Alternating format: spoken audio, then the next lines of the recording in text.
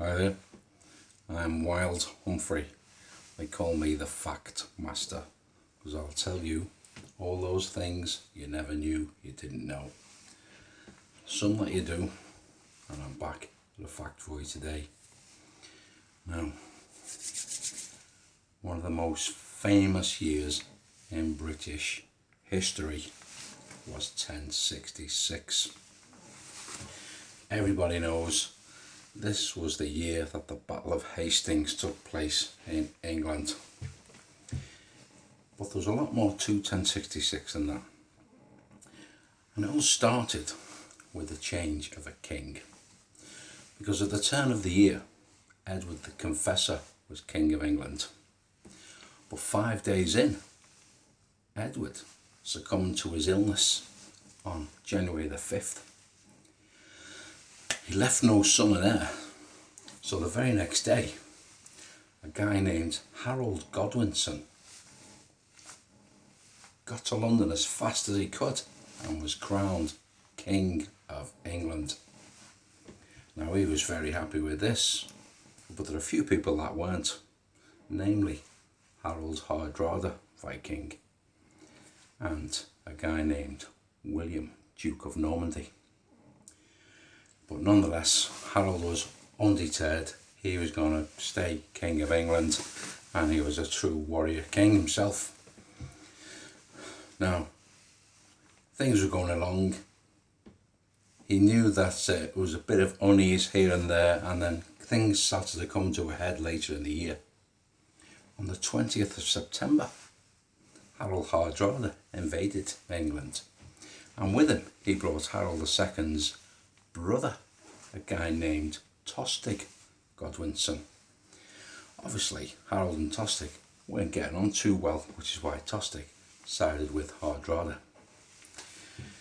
They fought on the 20th of September at the Battle of Fulford against men loyal to Harold II, and they won. They were victorious, and Harold was not too pleased about this. So him and his army met Hardrada, Tostig and their army on the 25th of September, just 5 days on from Fulford. And they met at the Battle of Stamford Bridge, just outside York and not that far from Fulford itself. Harold II was victorious at this battle, and he put down this invasion by Hardrada and Tostig and their men. But if he thought he was able to celebrate, he had another thing coming. But because before he knew it, he found out there'd been another invasion onto English soil, and this time it was from Normandy. William, Duke of Normandy, had landed on the shores of England, and he wanted to be the king, and he was going to fight for the crown. Now, this is all the way down south. Harold's up in York. He just won an almighty battle, but instead of resting his men, Harold II said, we're going south. We're going to take on William. I'm going to wipe him out and send him back where they came from. So he marched his men all the way to a place named Hastings. On the 14th of October 1066, the Battle of Hastings took place. And this battle, well, it was muddy, it was bloody, and it was brutal. Lasted over 8 hours. Thousands of men were killed. Harold II took an arrow in the eye. This killed him, and shortly after the battle was over, the English collapsed. At the end of the battle, they had to find out which of the bodies was actually Harold II, and they weren't 100% sure. So what they did, they found Harold's mistress, a lady named Edith Swanneck. They said to Edith, you need to show us the body of Harold II, identify him.